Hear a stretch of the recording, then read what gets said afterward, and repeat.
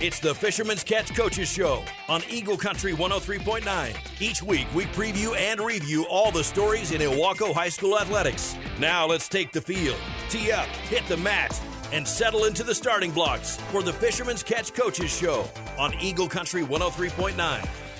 Welcome to the Fisherman's Catch on Eagle Country 103.9, brought to you in part each week by Taft Plumbing and Septic in Ocean Park. I'm Sean O'Connor in the office of Kevin McNulty at Ilwaco High School. He is the athletic director for all Fisherman Sports, and he's also the head coach of the football team. And we'll talk about how they did this past Friday. And also we're going to talk about the volleyball team and how their season ended later on in the show, and also get a cross-country update here towards the end of the show. But, Coach, we will start first with the football team. We're now getting close to the postseason, just around the corner now, as you just finished off the regular season on Friday and got a really, really big win over a good North Beach team in a game that really you had to have, so you knew you were controlling your own destiny going to the playoffs and to avoid that crazy three-team scenario we talked about last week. So let's just talk about this win here to start the show over North Beach, 37-14. Seems like a really good, complete performance by your team when you really needed it. It really was. We started out with onside kick and recovered it. And the ironic thing about that is that the North Beach program, their coaches knew quite well that we kick onside kicks and brought it up to us as we met at midfield to discuss pregame, etc. And the coaches said, that doggone onside kick you guys have, and we watched them working on it. And they spent 10 minutes in pregame working on defending an onside kick, and of course that ball has got a funny shape to it, has a mind of its own, and we opened with an onside kick and recovered it. So it was a great way for us to begin the ball game. We'd noticed on game film that North Beach, they're a big physical team and they like to load the box up, and so we tried to give them some different formations to think about, and running guys across the formation, running layered routes and getting people open, and we were able to do that, especially in the first and second quarter, and it really helped for our game plan and loosening them up and making them go out and cover people rather than just getting in a phone booth and having a fight. So it was a good thing for us. Jack threw well. We had receivers catching the ball, a lot of back out type stuff, and we're able to go down and get some scores and put some on them. So that was a good feeling.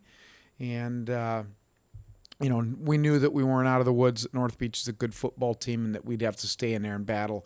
And we did. And they had some moments where you could feel things starting to swing a little bit their way, a little momentum. But we were able to keep it at bay, and great to win up there. Yeah. It was a little bit of a mud bowl. Again, just really proud of the kids' efforts, and probably the most focus we've had in several years. Our kids were ready to go and knew what they had to do. And there's, as you mentioned, there's a lot riding on it. Now you're just kind of waiting to see who your opponent's going to be, but a good, complete performance on the road to get you set up for the playoffs here. And let's talk about Alec Bell. He had a really big contribution in this game with 4 touchdowns, I think it was. Well, Alec did a real nice job, and he's somebody that defenses have to count on. We've mentioned that before, but all of our kids did a nice job. Jack O'Neill throwing the ball was 10 for 16 for 151 yards and 2 TDs. Those were to Alec out of the backfield, catching passes and extra points, etc. Did a nice job. Brandon McMullen did a great job running the ball, probably his best performance all season, and it come at a great time. He had 16 carries, 122 yards. And Alec, he's the guy that when we get next to the end zone, you're going to get it to him. And he's able to break a couple short little runs. He had 11 carries for 45 yards. And then Jack O'Neill is able to keep people. He can throw the ball, he can play quarterback, but he can also tuck it and run, make some things happen. Receivers, we pretty well distributed the ball around. Alex kind of leads our team in receptions, and he added 2 more the other night. Brandon McMullen had a couple catches. Tennyson Ramsey had a couple catches. Ethan Bannister had a couple catches. So it was pretty well distributed, and we had a good night. We had a couple 100 yards rushing and 151 passing for a total of 351 yards. Wow. And we put some long drives together. We're able to eat some clock, especially in the second half. But our defense played outstanding. Yeah. And, they've just continued to progress this season. North Beach is known for the points they put on the board. They're going to get their points.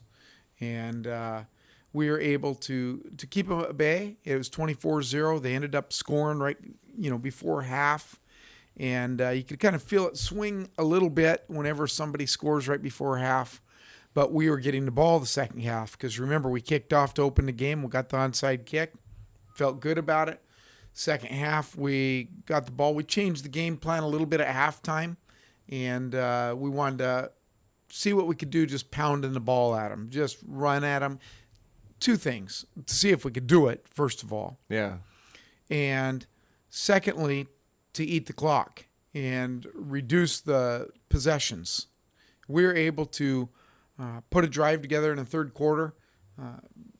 We had the ball 15 running plays and didn't throw a whole lot the second half. We had 3 passes the second half. So, that reduced their opportunities to catch up. Now, the fourth quarter, they had the ball the majority of the time and put together a nice 6-7 minute drive. We didn't want them to score, of course, but at that point, it was 30-8, and they put a score on, but it was a 6-7 minute drive and didn't leave a whole lot left. And we were able to get another one on the scoreboard, and that's pretty much where it ended up. All in all, just a tremendous game. Our fans, our kids, our parents, everybody is excited about that. So we look forward to this next week, and we feel good where we're at right now.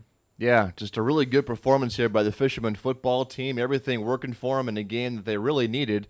And now we look forward to the playoffs here, and we'll talk a little bit more about that scenario here when we come back here in the Fisherman's Catch, brought to you in part each week by Taft Plumbing and Septic in Ocean Park. We'll take a time out and talk some more Fisherman football next on Eagle Country 103.9.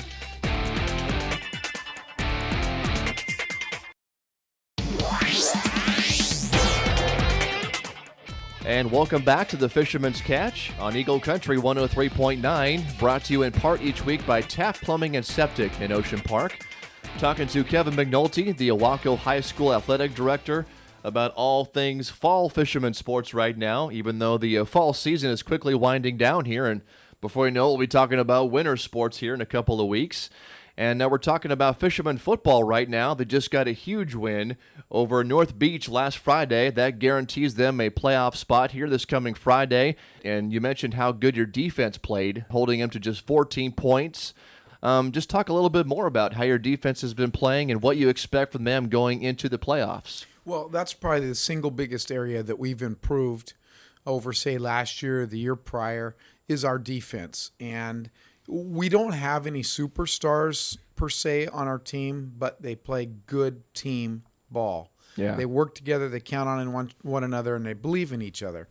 So it's really been fun to watch them develop and grow. We had Marcelo Lazaro had a tremendous defensive game from the defensive line position, which is where most of their stuff occurs, right between tackles. Royce Murray, Dalen Kimmer, they stepped up and did a great job, all from the defensive line. Royce has been kind of a utility kid. We've used him at linebacker. He's, again, 5'5", 160. But we threw him in the D-line. He gives a little different speed. He's a strong kid, and he did a nice job. Of course, Dalen's probably our most consistent lineman, offensive and defensive. Has had a stellar senior year. And then linebackers, Brandon McMullen was in on a lot of tackles. Ethan Bannister and, of course, Jack O'Neill. They did a lot of cleanup. Our outside backers with Brandon Duke and Tennyson Ramsey kept them funneled inside and did what they were supposed to. And our secondary, we did a a great job. They don't throw a whole lot. When they did try to throw, we were there. We did get an interception towards the end of the game that gave us another possession. And so all in all, our defense is doing a great job. And like I mentioned, that's the area that we've improved most dramatically in, and it's really helped us. Coach Enos puts a lot of hours in, and of course works hand in hand with a couple of our other coaches, with Coach Pellerin on a defensive line and Coach Pylon in the linebackers, and Coach Eyestone in the DBs, and Coach Ford with the DBs. So they've done a great job of having our game plans put together, and we just look forward to continuing that and see how far we can go. Yeah, a good defense is going to take you far in the playoffs, that's for sure. So the defense is playing well right now, and the offense has really been putting it together recently. Did anything surprise you from this game against North Beach? Well, I was surprised a little bit, not about us. When you looked at the field conditions, I knew what we wanted to try, but didn't know after doing pregame if we could actually even keep footing running across the formation and putting kids in motion and trying to make some cuts.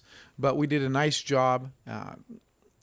They actually ended up calling a timeout about 5 plays into the game to try to get things. We just continued doing what we were doing, and our kids understood it, and we did that and had some timely calls. We also had some penalties against us that called back big plays.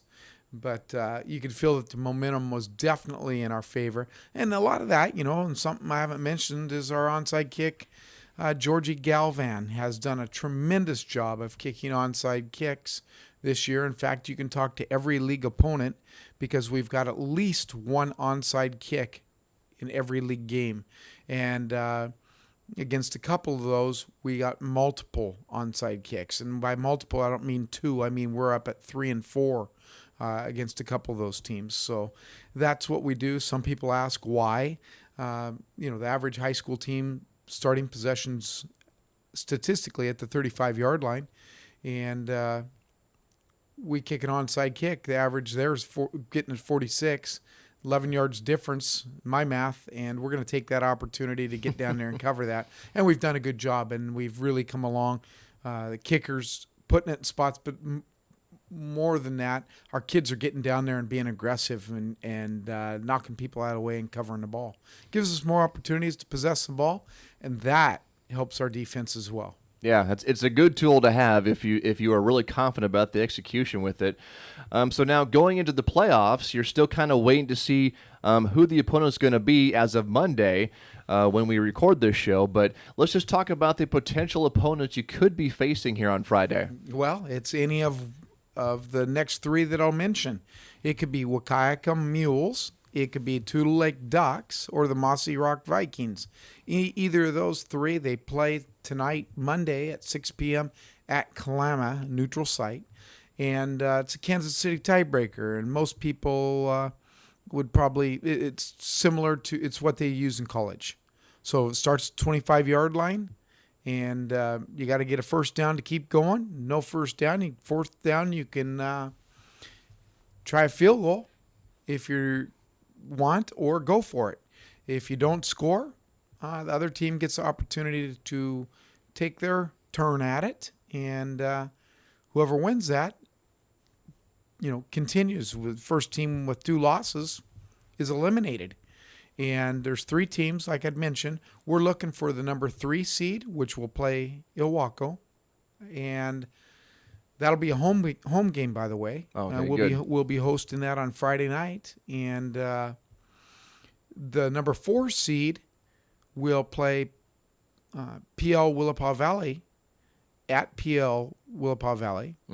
And number 5 seed will collect their gear. So their season is over. So the reason they're doing a playoff is because not all 3 of them get to advance, only 2. Otherwise, you could do a coin toss. And so tonight we'll be there watching. We had practice this morning at 6:30 a.m. and we'll go up and watch this evening so we can get started, because we have films, etc. on all 3, but you can't really prepare for a specific team until you find out who you're going to be playing. Yeah. So we've watched films. We kind of have some ideas, but that could all be for naught. So we don't want to invest a lot of hours on a team that we might not be facing. So we'll know more tonight, and it'll, again, be one of those Wahkiakum, Mossy Rock, or Tootle. That being said, we've played Tootle earlier in the season. I believe it was our third game maybe of the year. We played them. So we have more of an idea about them because we already had a scouting report on them, and we've faced them. That's a good matchup for you. So the other two we don't know quite as much about. We do know that Tootle Lake beat Mossy Rock, and we know that Wahkiakum beat Tootle on Friday night. So it's a logjam. We'll find out. All right, so we have the playoffs coming up on Friday, and it's going to be a good opponent. They know that. So we'll take a time out here in the Fisherman's Catch and come back with some final football thoughts and then get into volleyball and cross country next. It's the Fisherman's Catch, brought to you in part by Taft Plumbing and Septic in Ocean Park on Eagle Country 103.9.